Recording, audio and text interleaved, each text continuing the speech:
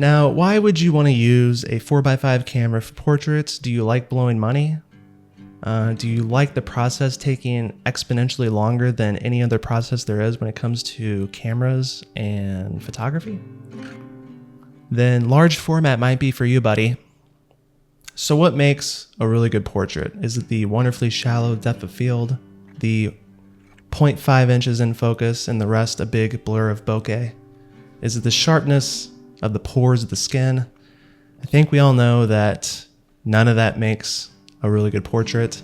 It's obviously going to be the subject, the emotion, and the environment with which they're in. Excuse me, sir. Is this your lovely car right here? Yeah. My name is Brian. I'm a photographer. I'm working on a project about classic cars and their owners. Oh, really? Yeah, I was wondering if I could get a picture of you in front of this. Yes, I mean, if you'd want. You got a couple more back there or no? Actually, I was just shooting wide open. I wasn't caring what was in the background.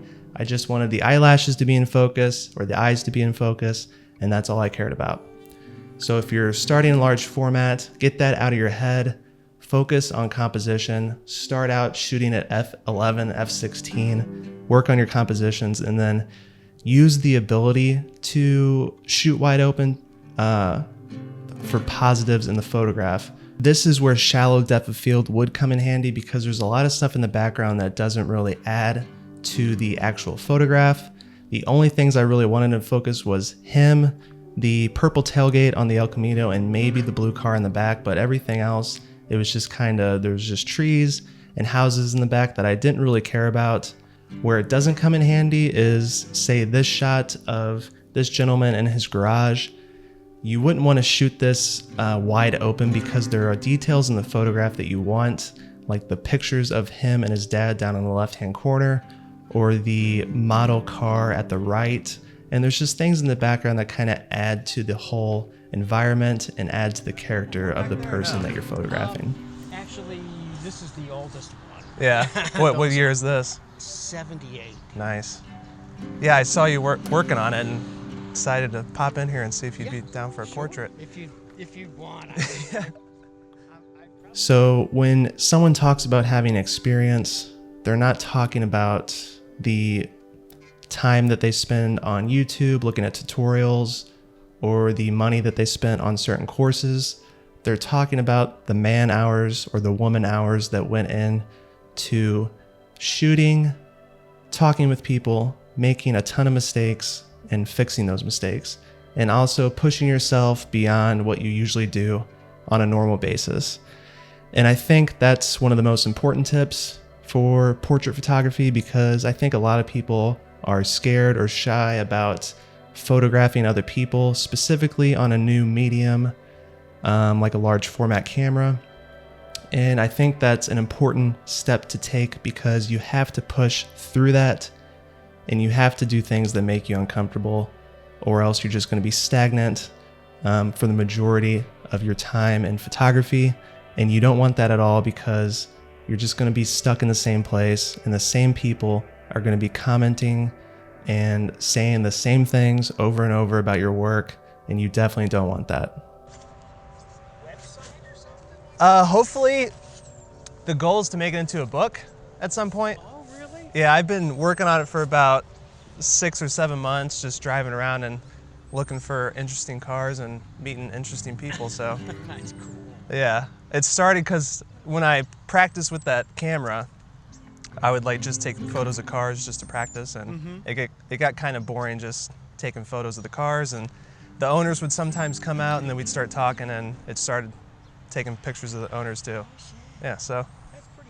These interactions that I have, they're about the conversations, they're about the experiences, and none of this ever relates or goes back to talking about gear or talking about how much something is.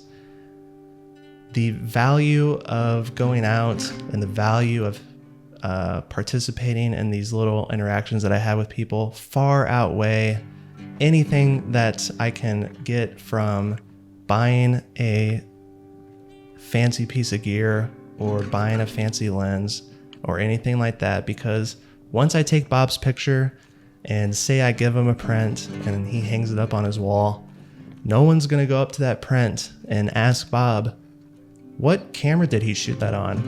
What lens was that? Was that f3.5 or f5.6? Nobody's going to care about that. They're going to say, who took this picture? And then Bob's going to say, this random photographer came up, and then it leads into a conversation. The obsessiveness with gear and everyone putting out these crappy videos where they look at the specs of a camera, post the specs, talk about the specs, and then post some shitty sample pictures. It does nothing good for anyone except people thinking that they need a new camera to make new work and make better work. Just go out, have some conversations with people, make some mistakes. You're going to learn a lot more than browsing YouTube and looking for the next gear review to boost up your dopamine for 15 seconds, and then you're back to browsing Instagram and wondering why your photos still suck. Mileage and stuff, so Do you still drive it around, or? yeah, I drive it every day. Nice. And Are you retired, or? yeah, I retired last year, Perfect. so I'm cool.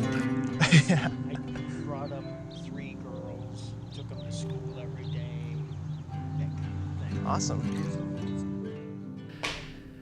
And I am too dumb to analyze that quote or anything like that, but it just leads you to really think about why you're taking the photos that you are taking. And in this case, the sitter can be a car, the sitter can be a tree or a building, or the sitter can actually be a subject. And I don't know why I'm drawn to these certain characters or just people in general, mostly older people. I think it might be because my father passed away at an early-ish age, and I'm like longing for that connection with someone older or someone that can give me sage advice or something like that. I don't really know. Maybe I'm looking too deep into it, but I think it's just important to think about the things that you are photographing and why you're photographing them.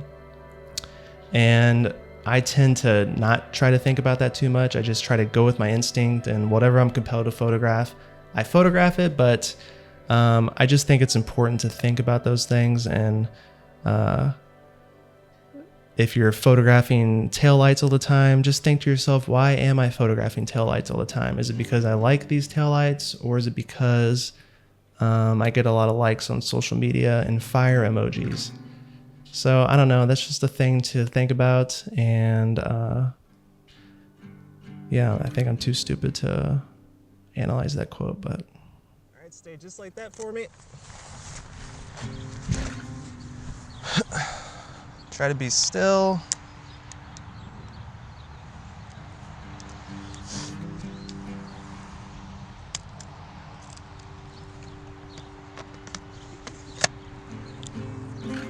And just look right down the lens for me. And 1, 2, 3. Perfect. I'm gonna get one more. A little bit closer. I'll get your information. But yeah, lastly, I'm giving away a book, Boys by Rosie Matheson. It's a wonderful book. I bought it when it first came out. I don't think you can buy it right now. It's an amazing book. It's like 300 pages of portraits, and it's really creative.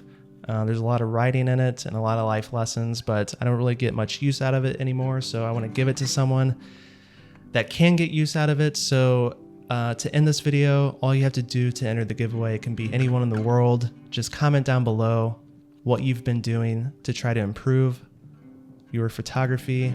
It can be anything, watching tutorials, putting yourself out there, reading books, anything. Just comment down below. I'm going to give away that book, and I'm also going to give away this print of Mr. Mason. It's an 8x10. It's super glossy and shiny, and I don't really like that, so that's why I'm giving it away. I accidentally ordered the wrong thing from my lab, but giving away that. And yeah, comment down below what you've been doing to improve, because I want to hear it, because I'm always looking for ways to improve myself. Hope you guys enjoyed that video. If you didn't get anything out of it, just hit dislike. I don't really care. If you did get something out of it, hit like. I've never asked anyone to subscribe, and I'm not going to do it now. So if you like the video, just, I don't know, just DM me or something. Tell me you liked it. That's all I really want. Yeah, so peace. See you guys later. Stay just like that for me.